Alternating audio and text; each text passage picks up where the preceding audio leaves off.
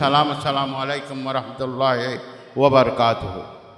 সময় খুব সংক্ষিপ্ত, আমার অনেক কিছু বলার ছিল কিন্তু বলার সেই সুযোগ আমার নাই, বিকজ অফ দ্য টাইমিং।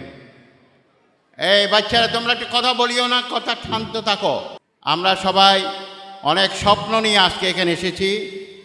আমাদের প্রাক্তন চেয়ারম্যান সাহেব জনাব হোসামউদ্দিন সাহেব পা করে আমাদের এই মাদ্রাসাকে আজকে এটা পর্যন্ত নিয়ে গেছে।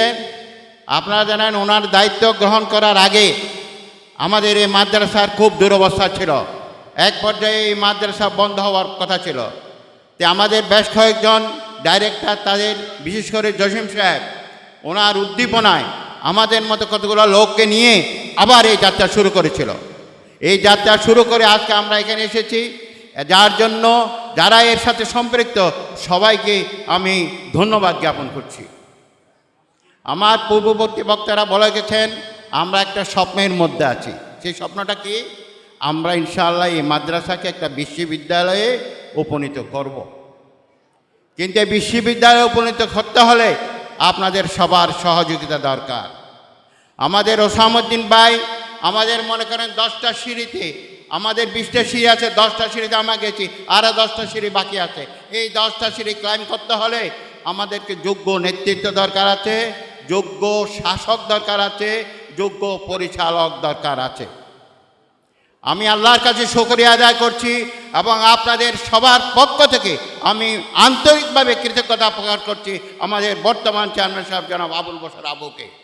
আমরা এমন একজন ব্যক্তিত্বকে পেয়েছি যে ব্যক্তিতে স্কুল বলেন, মাদ্রাসা বলেন, সমাজসেবা বলেন, মানুষের খেদমত করার যার অভিপ্রায়, যার স্বপ্ন, যে শিক্ষা অনুযায়ী তার অনেক প্রতিষ্ঠান আছে, তার অভিজ্ঞতা আছে, তার টাকা পয়সা আছে, তার সম্মান আছে, তার ব্যক্তিত্ব আছে, তার ইন্টিগ্রিটি আছে, তার পার্সোনালিটি আছে। এমন কোনো বিশেষণ নাই যার কাছে নাই। আলহামদুলিল্লাহ, আমরা সবাই গর্বিত। আসুন আমরা সবাই আল্লাহর কাছে শুকরিয়া আদায় করছি। আসসালামু আলাইকুম ওয়া রাহমাতুল্লাহ। একটা বিশেষ কথা, এখানে আমাদের আরেকজন বিশিষ্ট ব্যবসায়ী, আমাদের গ্রোয়িং ব্যবসায়ী, আমাদের ভবিষ্যৎ, বিশেষ করে সাতকানিয়ার ভবিষ্যৎ, আমাদের কফিল উদ্দিন ভাই।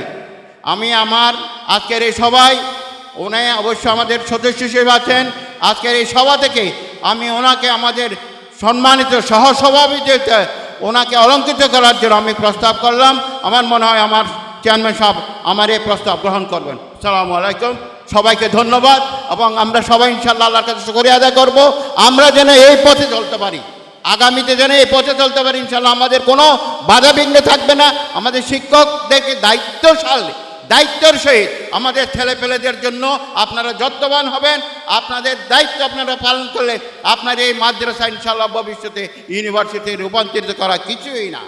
সবাইকে ধন্যবাদ। আসসালামু আলাইকুম রহমতুল্লাহ।